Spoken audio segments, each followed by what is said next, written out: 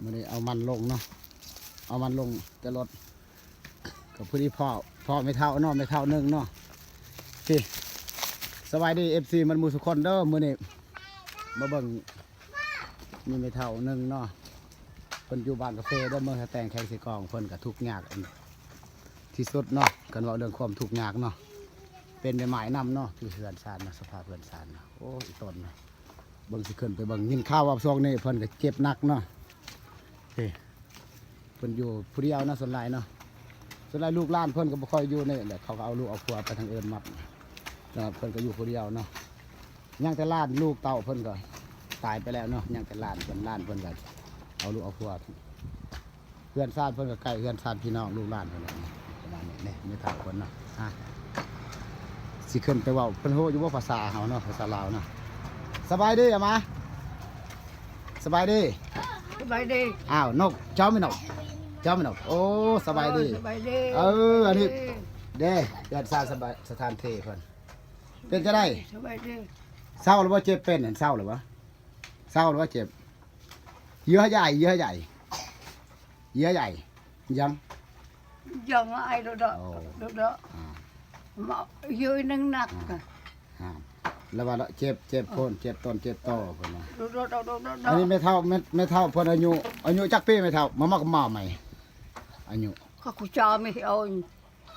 มาก่อนก็กูจามสิบ่ได้ว่า100ปีประมาณเนาะ100ปีเนาะอายุเพิ่นประมาณ100ปีนี่อยู่ผู้เดียวพี่ลูกหลานเพิ่นมาเผาโซนแล้วเจ็บเนาะนี่ฝากให้ FC มันมูสุคนบ่ว่า FC ภายในหรือต่างประเทศเนาะผู้ใดใจศรัทธามีน้ำใจช่วยเหลือเนาะครอบครัวทุกข์ยากก็กูจามสามารถทักทายทางข้อความเนาะแล้วก็ทาง Facebook บ่าวโมกเนาะก็สามารถให้กำลังใจให้เราเนาะไม่เท่าคนเนาะนี่มื้อนี้ก็บ่าวโมกบ่มีหยังเนาะซื้อน้ำส้มพี่สิมาพากไม่เท่าเนาะไม่เท่าน้ำเพิ่นว่าจะกินน้ำหวานแต่น้ำหวานกินบ่ได้เนาะกินน้ำส้มเอาเนาะขอบใจที่ให้ลูกให้เต่าขอบใจเด้อลูกสาธุ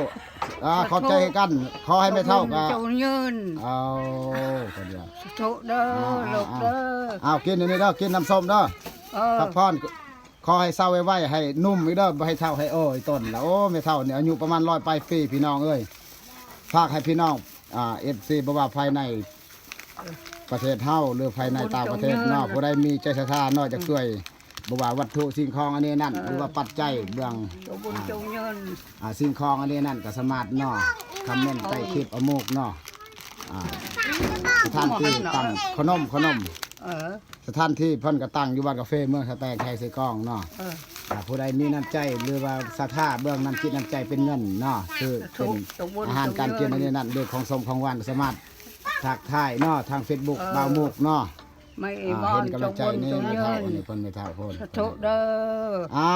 โอ้ยเงินสิมีอยู่บ่มื้อนี้สิให้เพิ่นสิซื้ออีหยังเนาะส่วนหลายเพิ่นบ่ซื้อไปใส่บ่ได้ให้ลูกหลานเพิ่นซื้อเนาะเงินเฮาก็บ่มีเนาะมื้อนี้บ่ทันได้ขายมันนี่โอ้มีเงิน 10,000 นี่เอาเนาะเอาไว้ซื้อเด้อซื้อมีซื้ออันนี้นั่นกินเด้อไม่เท่าเด้อเอาไว้ซื้อกินน้ำส้มแล้วตัวนี้เอาไว้ซื้อบางเทื่อซื้อมีซื้อไข่เด้อ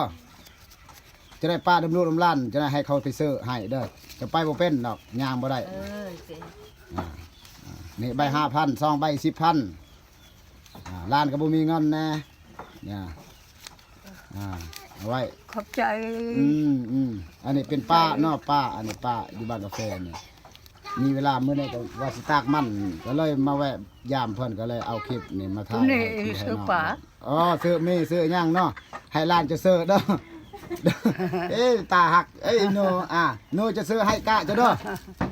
เด้อนั่นเด้อไม่เท่าเด้ออายุมันคนยืนเด้อกะเด้อเยี่ยมป้าบ่ให้เจ็บให้เป็นนะอายุยืนสาธุลูกหลานขอให้เท่าเจ้าบุญเจ้ายืนหันแน่ไม่เท่าเพิ่นเราบุญมีประเสริฐขึ้นเจ้าเท่าขอบใจให้กันขอบใจกันขอบใจ